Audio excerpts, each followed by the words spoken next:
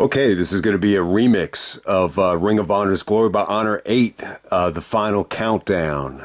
This is Bryan Danielson's last show for Ring of Honor and Nigel McGuinness as well.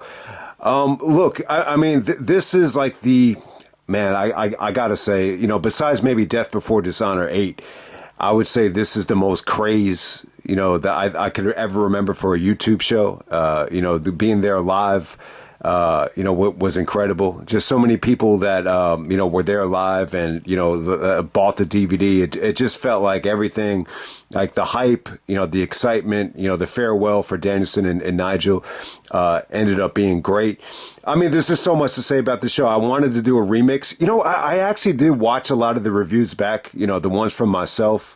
They weren't actually that bad. That was like one of the first times in a long time where I watched the videos back on camera and even with the bad audio. And I said, yeah, hey, you know what? For that time, it was actually pretty dope.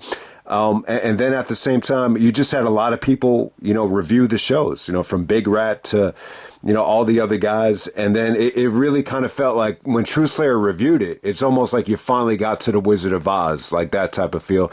It's always cool to see Trueslayer like get his thoughts, especially the ones by himself. There's a lot of guys you always want to hear their thoughts on. Like for me, my Mount Rushmore of like YouTubers, to me, it's like Mike Francesa, who's kind of become a YouTuber. Mike Seatown from Dead End Hip Hop. I just don't think Dead End Hip Hop is the same without Seatown, but you always love to hear his thoughts. I would put Fantano on that list. And then, I think I would put Trueslayer, in the first spot on that Mount Rushmore. So, but, I just think you get the point. Everybody and their mother reviewed the show. It definitely got a lot of hype. I think it gave Danielson like a ton of momentum, going into the WWE. And this was really Nigel. Like at the time, like it felt like he was going to go to the WWE as well. And then it really kind of, it ended up being Nigel going to TNA. And the next thing you know, he's facing Kurt Angle at Turning Point, which I wanted. That's going to get a remix too this week. Nigel and Kurt Angle from Turning Point. It kind of sets that up. I mean, it's just really, really weird, like the turn it took, because if you remember, Nigel was the first one to really get like some mainstream publicity. And then obviously over time, that flip-flopped, and it's Danielson that's main eventing WrestleMania. And you had all this stuff with the fans chanting, fuck up John Cena. And then Danielson's like, he's going to get his fucking head kicked in. The whole crowd is like chanting, he's going to get his fucking head kicked in about John Cena. And then he had his, they wrestled at SummerSlam. You couldn't have predicted that at the time, but that actually did come true. So just a lot of crazy stuff. I'm trying to think, was this really Nigel and Bryan Danielson's last Ring of Honor match? And the answer would be no. Obviously, Nigel came back a couple of times to the Tony Khan Ring of Honor, and so did Danielson. Danielson wrestled, I believe, in a tag match at Final Battle 2023. If I'm not mistaken. So yeah, I mean, you could definitely say this is the last Bryan and Nigel match, for the Carrie Silken, owned version of Ring of Honor. So you could definitely still say that. But yeah, awesome show. I still think it's a good show. Now, one of the reasons I wanted to touch on it, a couple of different reasons. When I look back on the history of Glory by Honor, it's kind of mixed. It's like some years it felt like the greatest show and the biggest show of the year, like Glory by Honor 5. Even Glory by Honor 4 felt huge with Danielson winning the belt. The first one felt huge because of Joe's debut. This felt huge because of Bryan and Nigel leaving. It felt like the biggest show of the year. Like, this really did feel like a big show.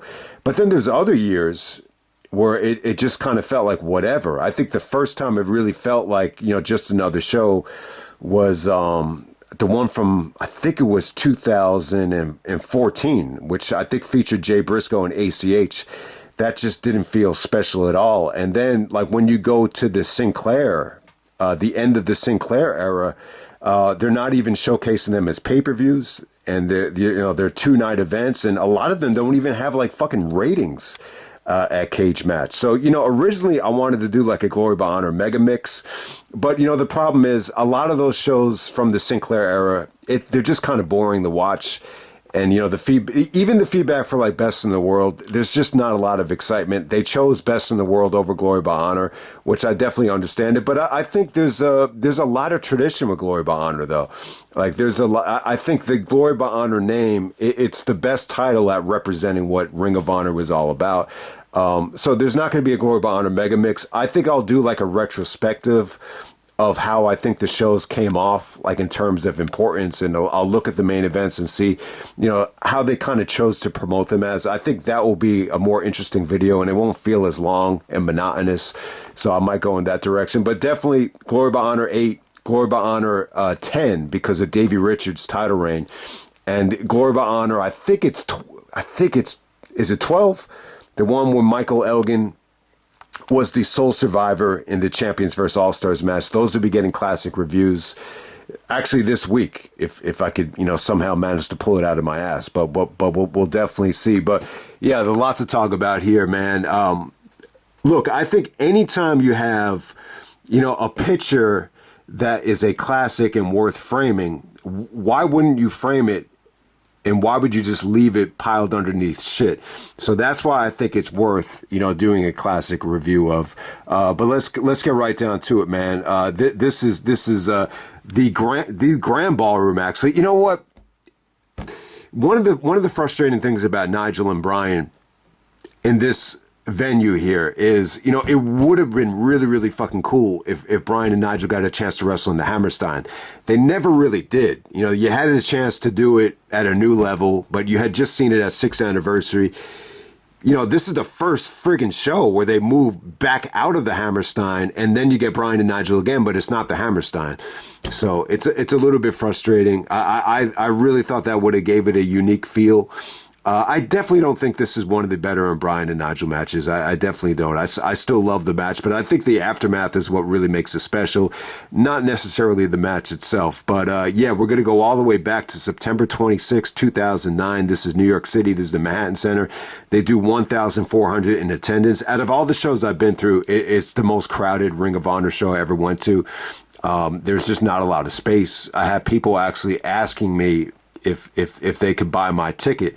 So I never had that before. I think it speaks to, you know, the excitement in the air with Bryan and Nigel, you know, going to the WWE. Now, let me say this. You know, this is one of the more interesting things about remixing the video here is if you asked me, like, if you had the chance to rebook this show, how would you rebook it? I don't really think rebooking it is very interesting. I think the card is fine. I don't think it's really worth rebooking.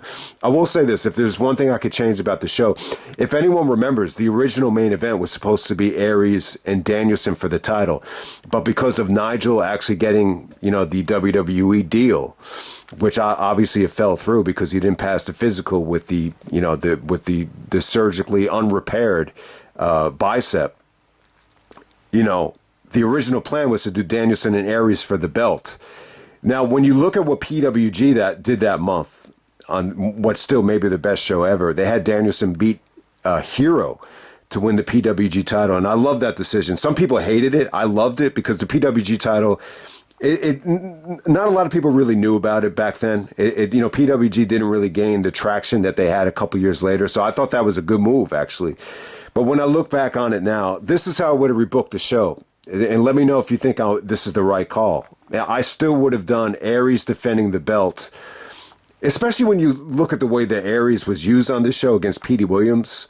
It was kind of a joke looking back on it. There's some mixed feelings on it, and I'll get into that in a second. But if you do Aries, this is what I would have done. I would have done a three-way dance. Austin Aries defends against Bryan Danielson and Nigel McGuinness.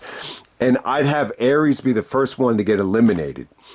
You know, I love Aries. I'm probably a bigger fan than most guys are of Austin Aries, but I was not a huge fan of him at the time. And I just thought the championship reign, there's a lot not to like about it. And, you know, him and Jim Cornette really got into it on this show. And, you know, there's a lot to get into there.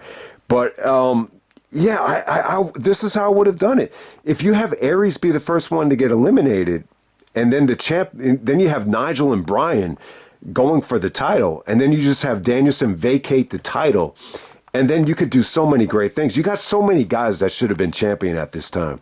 And, you know, a lot of people would say, Davey should have been champion in 2009. You could have a tournament. You could have finished this tournament at Final Battle with Davey triumphing and being the champion. You could still have Davey be a heel. I mean, you could do a lot of different things. I always thought maybe Hero should have gotten that spot at Final Battle, especially when you see the reaction that Seth and Aries got at Final Battle. I like the idea of having Hero or Davey, be champion at this time, instead of forcing the issue the way that they forced it. This was just not the right decision looking back on it, to have Aries stay champion. I just don't think it really worked. In this way, I think Danielson really deserved, to end Ring of Honor on like a high note, like a legendary epic note. And I think this would have done it. And it would have been great for Nigel too. It would have been cool to see Nigel win the belt. Maybe that's the swerve. You have Nigel actually win the belt, and maybe some of the fans would have hated it, but I just think if the title was on the line, that would have been an awesome way to do it. And you already have one foot in the door with actually having Aries, defended against Bryan. Why not just take it a step further instead of giving us what we got? But you can't argue with it. I think at the time, Bryan versus Nigel, the last match ever in New York City, the show had a lot of buzz, because of the ladder war. I think, True Slayer actually said Chase actually bought a ticket from Louisiana to go see the ladder war, and that's before the news about Danielson was even announced. And then when it was Danielson and Nigel, it's like, holy shit, if you go to the show, you get to see Danielson and Nigel's last match, which really, was the story going into it. The ladder war kind of became an afterthought, to be honest with you. But let's get right down to it, man. First match tonight, you had Colt Cabana taking on Rhett Titus. They probably could have pushed the comedy envelope a little bit better here. I think that probably would have been the way to go. It's a forgettable match. It's fine for what it was. I think Cabana at the time had a lot of juice. They're filming the Wrestling Road Diaries. Danielson even said that he thought Cabana lost a lot of weight, looking at him in magazines and then comparing him to this time. But the reason it wasn't that much of a comedy match is, Rhett had a laceration where he had to get stitches, and this is all about Rhett just getting revenge. Rhett Titus actually from Long Beach Island, which is kind of weird because I spend a lot of time at Long Beach Island. So it'll be interested to see exactly what part he was from. But Cabana goes over Rhett Titus. There's really, there's a lot of stuff on this show that I think, people weren't crazy about. A lot of people really did not like the undercard that much looking back on it. And one of the reasons I wanted to remix it too is the rating is really low on Cage Match. Like, it didn't even get a 9. I think this was the kind of show that, like a lot of people that weren't into Ring of Honor just didn't feel that impressed by it.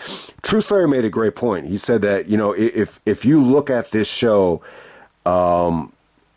and look at the talent pool, the most amazing thing about the show, or one of the great things about it, is it was like one of the first Ring of Honor shows that ended up being amazing, where they didn't have to rely on Japanese talent.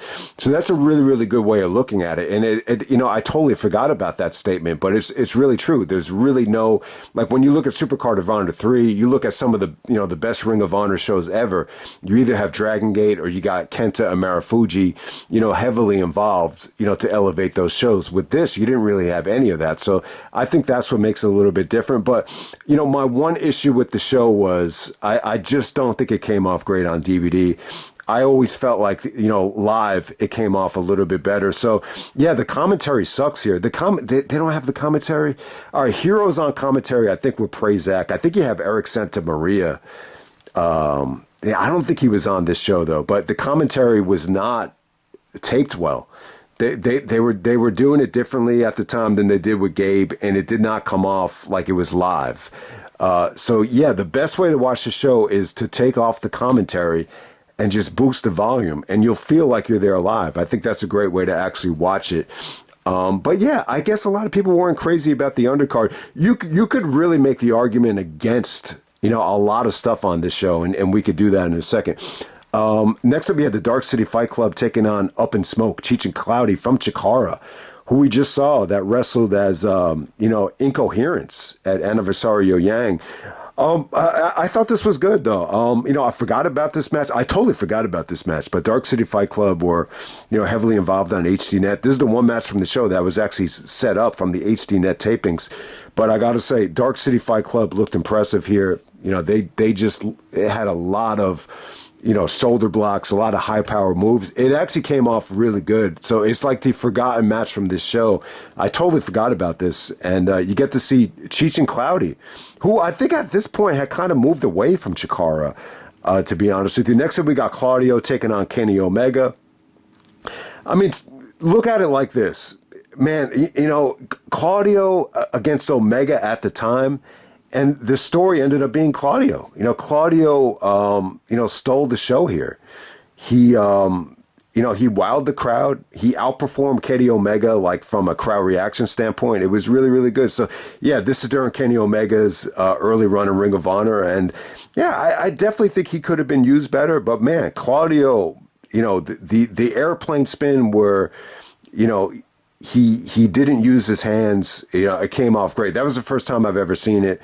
The crowd was going crazy there. They played off of the final battle match. The final battle match, was still, kind of recent enough to actually play off of that finish. Claudio actually gets a low blow in the European uppercut for the finish. But Omega, still got a great reaction. I mean, you could just tell, having Kenny Omega on the undercard here, you almost forget, that he's even on the show. But he really, like, the match is short as hell. Like, you wish it could have gotten more time, but it's still really, really good.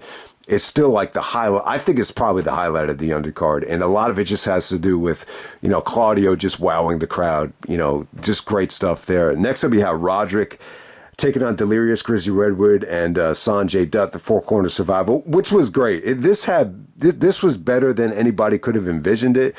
When this was announced, I don't think anyone really thought much of it, but the chemistry between Roderick and Sonjay, was just great. Even Grizzly Redwood just had some, moments here where he got over and shocked the crowd and did hurricanranas. I mean, he actually looked really, really good here. So everybody got a chance to shine, but it was the Roderick Strong show. Just the backbreaker on Sonjay to end this thing, where he just flips him and then he ends up doing the sick kick, was awesome.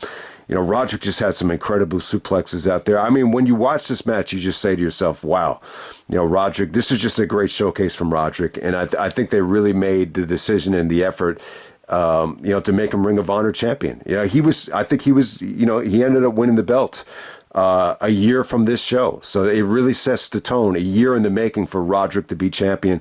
What really stood out here about Sonjay was, he kind of brought the sleaziness from TNA over the Ring of Honor.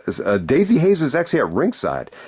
I can't remember if she must have been managing Delirious at the time. And yeah, Sonjay actually started to take off his pants and was insinuating that he wanted the blowjob from Daisy. So he takes his mind off of Roderick, and then Roderick goes for the kill. But yeah, Roderick and Sonjay, this is not the first time they've been in a four-way together. They were in that four-way at Bound for Glory on the undercard where, they almost stole the show. So next up, we have the American Wolves taking on El Generico and Kevin Steen. This is Ladder War 2. Man, this was, it's... I think this will be the most polarizing match, like, to look back on here. I mean, I think the most positive thing I could say about this is it just felt like the Wolves and Steen and Generico was such a great feud. I thought the video package here was awesome.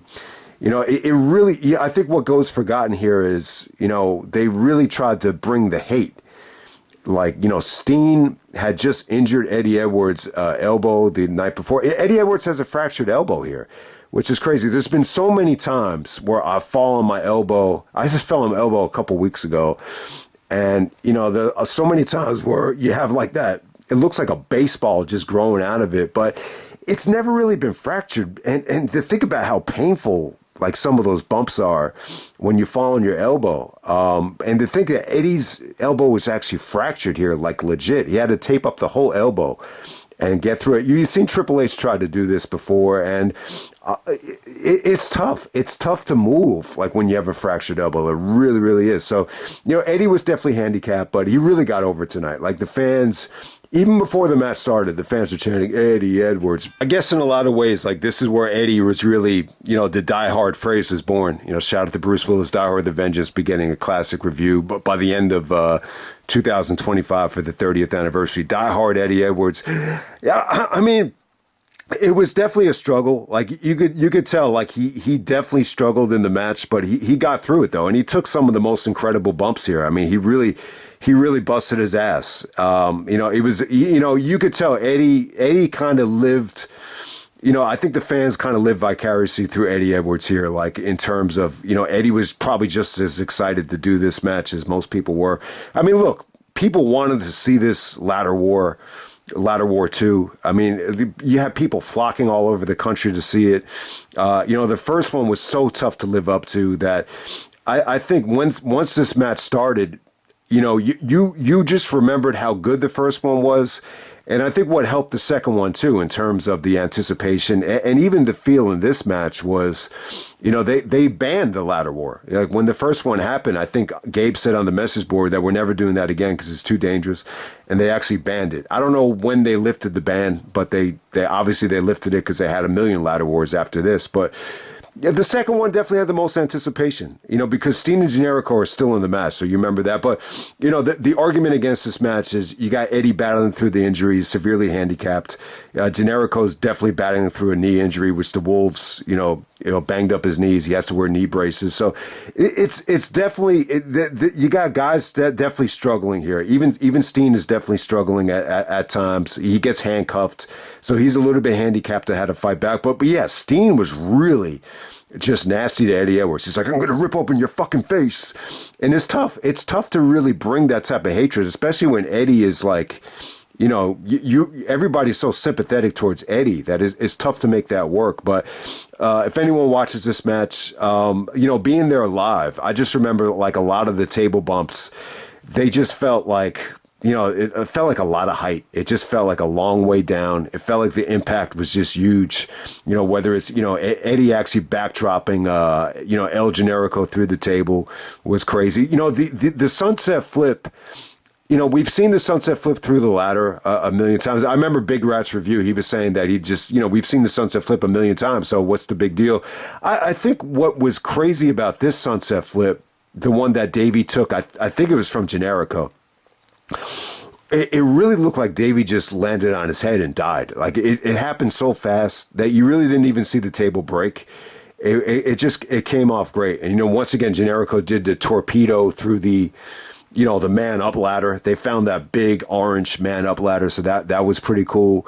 But yeah, I mean, great stuff between these guys. I just think for every big bump, like it felt huge. It felt like something out of the ordinary. Davey and Eddie actually do, retain the titles. They end up knocking Steen off the ladder, and Steen actually goes through a table and a ladder underneath it. But yeah, I mean, at the time, you never really seen the layering of the table and the ladder like set up together. So it was really cool at the time. But when you look back on it now, Steen didn't really go through the second ladder underneath the table. So he kind of just fell off of it away from the ladder. So it's a little bit anticlimactic in retrospect. But at the time, you never really seen anything like it. But yeah, Davey just looked like a pit bull here. He just had so much intensity. So I know a lot of people think Davey should have been champion at this time, and he really should have.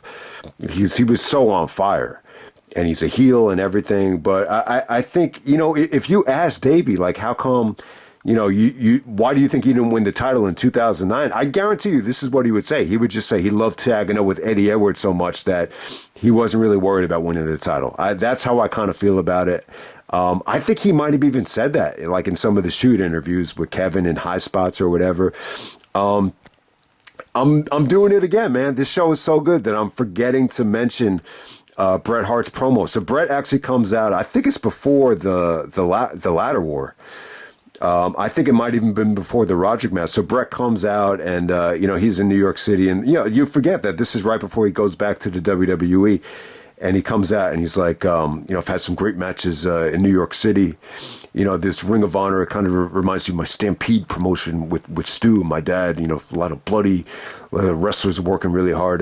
Just want to pay respect to all the wrestlers that are working hard. And then he says, have some great matches in New York City. When I come to New York, I think about my brother Owen. WrestleMania 10. Owen's probably pulling a rib on me right now, and he looks up to the heavens. Then he mentions Kurt Hennig. So Bret goes through his very proud catalog of New York City matches. Bret, even one of my favorite Bret Hart promos on Wrestling with Shadows when he's in the Garden. I think it's for that Raw on September 22nd. That classic Raw in '97, where he says, he's like, and all you fans know, without a doubt, I'm the best there is, the best there ever will be. The best there was, the best there ever will be in New York City. You know it. So Bret is just very passionate about his work in New York City. And it's not just like the SummerSlam match with Kurt Hennig or the WrestleMania match with Owen. He actually shouted out Yokozuna as well. He didn't even mention the Austin match. But he did mention that, some of the tag team wrestling in the 80s, he goes like this, that's when the WWF was wrestling, tag team wrestling at its best. And I got to agree, like if you go back to some of those, Madison Square Garden, matches between the Hart Foundation, British Bulldogs, the Rockers, the Brainbusters, the Killer Bees. I mean, they're really, really good. The finishes might disappoint you. A lot of them are like DQs. But in terms of like fundamental tag team work, it's very reminiscent of Ring of Honor, like in terms of the effort and the structure of those matches. So definitely I enjoy Bret's promo, but it almost became like an afterthought. But, Aries was able to use it, very well for the ALL a little bit later on. And next up we have Chris Hero taking on Eddie Kingston, which is a fabulous match. So Eddie is actually feuding with Claudio in Chikara and then Hero in Ring of Honor. So you get these CZW feuds going on in different promotions. Look, Hero and Kingston would main event, any independent wrestling company at the time. So it's a huge match. It's just another match on the card here. Some people would say, but there's a lot of history here. I mean, this is a legit, real life feud. I believe if you, and I'm glad I reviewed the Chikara show before this, Anniversario Yang. My gut feeling is that Eddie and Claudio were good friends, but, it's almost like, you got to pick a side here. It's almost like the East Coast, West Coast beef with Tupac and Biggie and Snoop, that situation where, Tupac was a little bit disappointed that Snoop didn't, take his side, right before he died and everything. That's why they had the falling out, right before the hospital incident in Las Vegas. But in terms of this situation here, my gut feeling tells me Hero and Eddie had like a real life, beef where Hero acted unprofessional and Hero tried to paint a picture like it's Eddie that's difficult. And Eddie Kingston is difficult. Like, I don't even have to know him. I could tell a million miles away he's very difficult. But at the same time, he definitely has like a lot of, he's a real dude. He speaks from the heart. Sometimes it's not always the right thing to do. So sometimes being real and speaking from the heart could still make you difficult. But I think at the time, Eddie tried to paint a picture of Hero like, Hero ended up being the bad guy. Hero ended up being the guy that, was shady and political. And I think he was disappointed that Claudio didn't take his side. So that might have started the real life friction between Eddie and Claudio as well. But yeah, I think the Hero and Eddie stuff, they had done it in CZW. They even mentioned it in Cage of Death where they were forced to get along. So it's definitely, you definitely had some great tension here. It was great stuff. The promos from Hero here, were incredible. Hero at the time was trying to, elevate himself, wrestle around the world, go to Japan. I think that's what Hero loved to do. He loved to travel the world.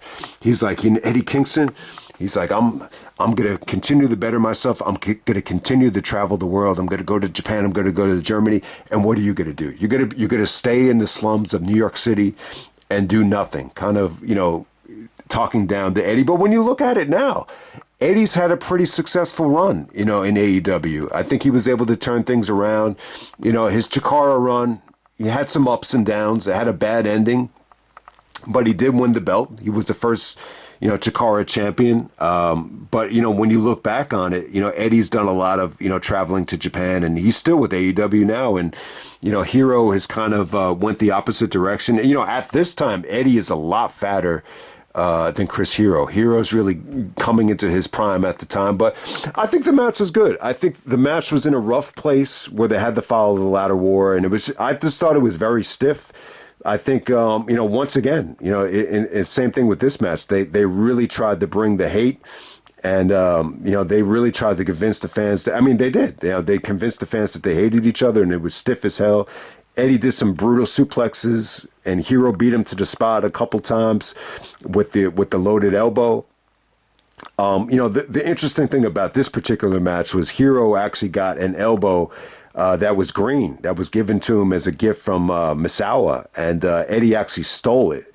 But then Hero beat him to the spot with another, gold elbow pad that was loaded, and that's how Hero got the win. So Hero gets the win. I think some of the criticism here is it felt like a setup match for the final battle match, which was going to be a fight without honor. But I still thought it was good stuff. Definitely one of the better matches of the night. I know some of the rating. This is the one match from the show where the ratings were a little bit all over the place. Some people gave it 3. You could definitely find people that would give it the 4-star rating, which is kind of pushing it. But it was still good, though. It was still good stuff. And then next up, we have Austin Aries actually taking on Petey Williams for the ROH World Title, the ALL. So Aries actually picks Bret Hart out of the hat, and he says, "And it's going to be the best there is, the best there was, the best there ever will be. Bret the Hitman Hart."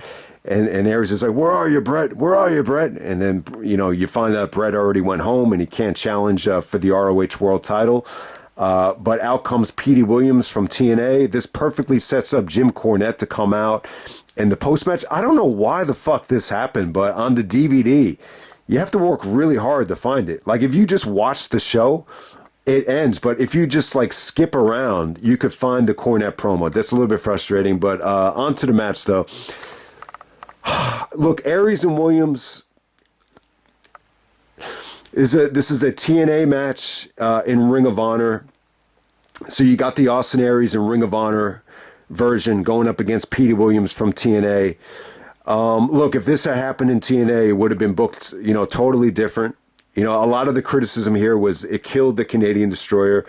Well, look, Petey Williams is on enemy territory here. I don't think the Canadian Destroyer had to be, the most devastating move in the world. Aries was able to, use a rope break, and he was able to kind of roll out of the ring. He still sold it well. The Canadian Destroyer just did not do the job. But the way they did it, I thought it was good. I think it was a engaging match. I thought it was as good as it could have been. Look, my feelings are pretty much the same. Aries is calling Petey Williams a one-trick pony, before the match even starts. And he's, I always thought he was, upset that Petey ranked higher than him in the PWI 500. Some of the audio was bad live. Like, you couldn't make out the audio, but Aries was insulting Petey for, being number 33 in the ALL, and he said, that's 33 spots higher than you were in the PWI 500. So he's dissing Petey Williams for the ranking that he was actually in for the PWI 500. So that's what it was. I totally got that wrong live. I thought Aries said he wanted to face Petey because he was pissed that he placed higher in him in the PWI 500. But yeah, I think the match is okay. I mean, it's definitely a fun match. I mean, the argument for this match is the Twinkie stuff from Todd Sinclair. And by the way, this is a hell of a night for Todd Sinclair. It's almost like a gift and a curse. In this match, he kind of gets embarrassed. Every time, there's a lot of count-outs in this match where he's counting out the guys, or trying to count out the guys. He's like, 1, and they're like, Twinkies, 2, Twinkies, 3, Twinkies, 4, Twinkies. And you almost feel bad for Sinclair. Like, you really do. I don't know why. This started in 2004 where the fans just always hated Todd Sinclair. But by the end of the show, Danielson, gave him a shout out and said, Todd Sinclair is my favorite referee. And he started tearing up, and then Todd Sinclair got a chant. So it was a cool moment. Like, it really, really is cool because, the wrestlers know how valuable the referees are to matches. So, the Twinkie stuff, like Big Rat was saying in his great review, the Twinkies thing, it definitely gave the match its own identity. But, at the same time, there's a lot of fans that felt like it was very disrespectful. Chase was there, and I remember Chase actually started a thread on the Ring of Honor message board talking about how New York City gets too many shows. And, this might have been a result of that, because they were getting a lot of shows. I mean, there was way too many shows. You could definitely argue that. And some of the fans acted like jackasses, but at the same time, you're gonna run into those fans every step of the way. I mean, the fans really didn't bother me here as much as they did at other shows. I would say like a new level. And, I would even say, when they moved back to the Hammerstein, I think it was for, I think the Final Battle 2011, the fans bother me more at shows like that than this show. They didn't bother me that much here. Look, I didn't really mind it, because it's Petey Williams. Petey Williams is more of a TNA guy than an ROH guy. So I actually thought it was like fitting for the occasion, to be honest with you. But yeah, Aries actually, he wrestled a pretty engaging match here. I like the spot where he rolls out of the ring from the Canadian Destroyer, and then he ends up, hitting a brainbuster out of nowhere to get Petey counted out. I think it's a good finish. Look, you could argue that they killed the Canadian Destroyer, but, I think it actually added to some of the drama in the match, to be honest with you. Next up, we had the Young Bucks actually taking on the Briscoes, Special Attraction. One of the first Briscoes and Young Bucks matches. I think this is before their DDT4 match. They might have wrestled once on HDNet before this, where the Briscoes won. But it was good stuff, man. It was good. The crowd was kind of burned by this point. They had just sat through a Jim Cornette promo, which I fucking forgot to talk about, but I'll backtrack before the main event. Young Bucks and Briscoes. I got to tell you, the double hip toss that the Briscoes gave the Bucks into the middle of the ring aisle, was pretty damn awesome. Look, if there was any botches here from Mark, I didn't really notice them. I thought you had like some really, really good stiff, Yakuzas from Jay. The Young Bucks, brought it with the kicks. The Briscoes kicked them right back. You had a hot finish with the more bang for the buck. You definitely just have some good stuff here, just good vintage action. The argument against it is that, the fans are a little bit burned by this point. It just doesn't feel like it's the Briscoes from 2007 when they were champions. Something feels like it's lacking. Either the fans are a little bit burned or maybe the Briscoes just aren't that healthy at the time. This was the show where I was actually limping because I had the really bad sprained ankle. It was bad. Maybe the worst injury I've ever had. And I was struggling getting out of the arena. And I remember Jay actually, he said, "Excuse me, I gotta hustle." And as soon as Jay came out, the fans started chanting, "Briscoe, Briscoe, Briscoe." But yeah, Jay was by himself here. So coming out of the building. So yeah, Mark might have been battling through some injuries, but I think it's a big match for the Young Bucks. At the time, Young Bucks were making a name for themselves in PWG, and the fact that Ring of Honor was flying them in from the West Coast, it just showed you how much potential and how much talent that they had.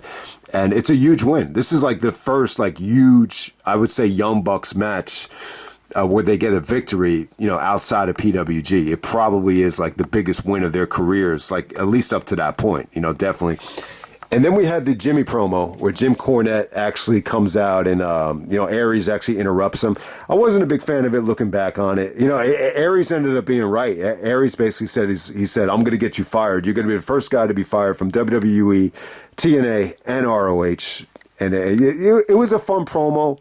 I don't know why it was so hard to find on the DVD, but, Aries is bringing up all the guys that Cornette can't work with, from Vince McMahon and Vince Russo. He's like, Vince Russo's like my bro. He's like, you can't work with this guy, you can't work with that guy. And then Cornette's like, well, the problem is I can't work with assholes. And you're an asshole too. A-double. So, look, man, they gave Cornette the executive producer of HDNet, which was a good job, but eventually this kind of morphed into more of that. Look, I think a lot of people were excited that Cornette came into the company. This was like feeding the fans red meat. There's a ton of fuck TNA chants. TNA sucks at the time. He's making fun of WWE as well with Santino Marella and, the lack of wrestling. It sounded good on paper, but at the same time, look, Jim Cornette's pro wrestling taste, it's very old school. It's not necessarily... it wasn't necessarily going to elevate, Ring of Honor at the time. I looking back on it, I think it was a huge mistake. And look, much respect to Jim Cornette. I think there probably was a time where he'd be a great wrestling promoter and a great wrestling booker. But I just think that this was just not a good fit. It's as simple as that. But I think Jim is at his best as a pro wrestling manager, as a character, and not necessarily a booker. To be completely honest with you, but the Cornette stuff was I definitely think it. Watching it on DVD, it doesn't really capture how negative the fans were. I mean, the fact that the fans started shitting on the promo at the end of it, and it didn't even make the DVD. It might be a foreshadowing of things to come, for Aries and for Cornette, to be honest with you, because you got to remember the fans turned on, the Aries did not, have a great, final battle. Say what you want about, getting heat or if he's doing his job, for the fans to actually, turn on the final battle match, that's a bad sign. And then obviously the fans turned on Cornette, big time, over the years. The executive producer on HDNet, that definitely had some good moments, over the next year and a half. But, they ran into trouble when they had Cornette. It seemed like Cornette was pretty much filtering out everything, once you get to, a couple months up before he got fired. And then the main event, we got Bryan Danielson taking on Nigel McGuinness for the last time ever. Danielson does not come down with Final Countdown. You almost forget about that. He comes down with that do-do-do-do-do-do-do. Every time I hear that song, I think of that one fan that said, "This song sucks, bring back the Final Countdown." I actually like Nigel's HDNet song. That came off really good. But yeah, I mean, look, it's really, Danielson was going through a lot. They're both going through a lot at the time, so I'll give both guys credit. They emptied the tank. They got bloody. Nigel looked like he got a concussion, during the match. You almost forget that they do all these fucking headbutts here. It's, Big Rat was saying it's almost like the driven match with the headbutts, but the roles reverse. With it's Nigel like initiating the contact instead of Danielson using his head as a weapon. So you almost forget about that. But, yeah, I just think Danielson was going through a lot. You learn about how he had the elevated enzymes and he was, he wasn't able to pass the first couple of physicals. So yeah, the physicals with the WWE at the time just seemed kind of rough, and it's all probably ties into the Benoit situation. If it wasn't for the Benoit situation, maybe Nigel ends up in the WWE right away. I mean, who knows? There's something to think about there. But I thought the lariats from Nigel came off great. Danielson got thrown into the guardrail, got all bloody. Danielson does a dive into the crowd.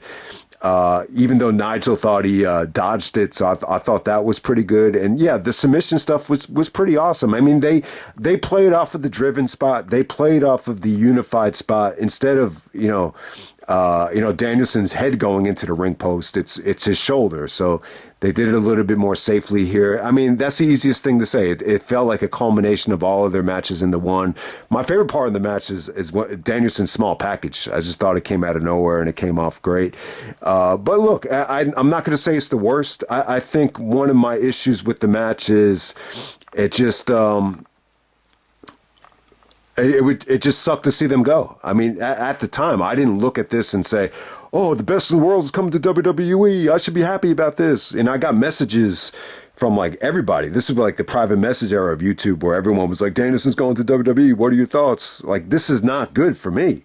Like, I love seeing Danielson wrestle in Ring of Honor, and the same thing with Nigel as well.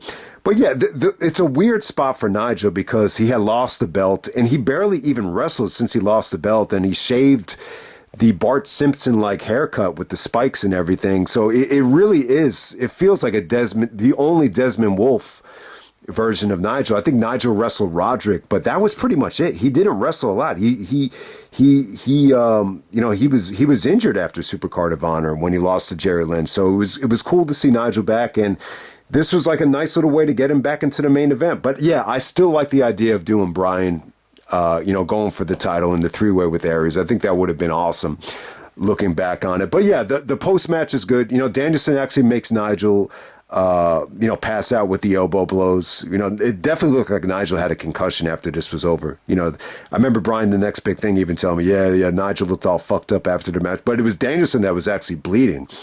But yeah, the post-match was good. Nigel seemed like he was a little bit woozy, but it was actually funny. And then Danielson, the whole locker room comes out, and Danielson is talking about how, he's not having the best matches anymore. It's the American Wolves. So he puts over the rest of the roster. He reluctantly probably puts over Carrie Silken. You remember, Gabe even said that, Danielson was not cool with how it ended with Gabe. But, I think Danielson pretty much just did his job here. But, the coolest part was the Cena part. Like when the fans are chanting, punch John Cena in the ear. He's like, I will fuck him up. He's like, and then the fans start chanting, he's going to get his fucking head kicked in. I thought that was really cool because it's at the time you didn't know like they were even going to wrestle each other. The fact that they main event SummerSlam and they end up being good friends. They almost became brother-in-laws by marrying, the Bellas. They were almost there. And, I think Cena has a lot to do with helping Danielson in the WWE. So that was pretty cool. Like it's a depressing match for me in some ways because of what happened with Nigel. And, it definitely felt like Danielson was going through a lot at the time, but the match was every bit as good as it could have been. You can't really, ask for a better match. It was great. I just feel like I wouldn't put this like that high on the list. I think just other matches, featured Danielson like heavily, like I don't give a fuck. I'm just motivated. And, the atmosphere at Unified was just so, so amazing. It's tough to replicate that. But, look, I still thought it was an awesome show.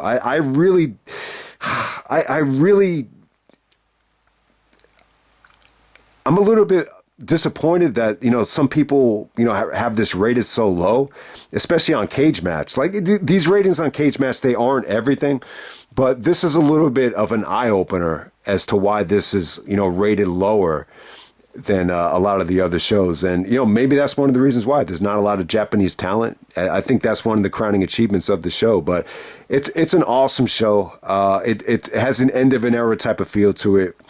Look, I think the point about the commentary, maybe this didn't come off that great for some people, but I think if you take the commentary off and raise the volume, I think the live experience, surpasses the DVD experience. But, to be honest with you, the DVD apparently sold very well. Like it did really, really good.